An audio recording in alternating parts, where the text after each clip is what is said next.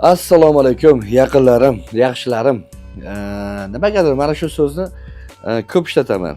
Hammangizni o'zi yaqinimdek, yaxshi bir qadrdon insonimdek his qilaman. O'zi aytadi-ku, musulmonga doim ilinib turish kerak, birodarga ilinish kerak, yaxshilasizlar. Xo'p, kelinglar bugun bir ma'lumotni beraman, qisqa lo'nda qilib.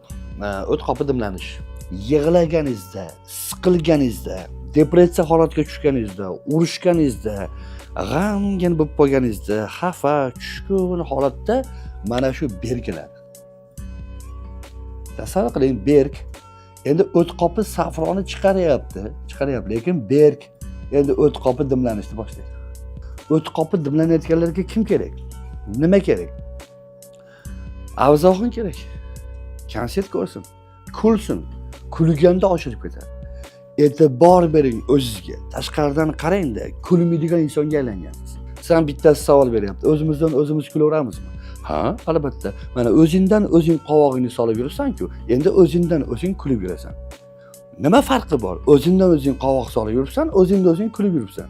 Mana hech qanaqa sababsiz qovoq solib yuribsan, endi hech qanaqa sababsiz kulib yurasan.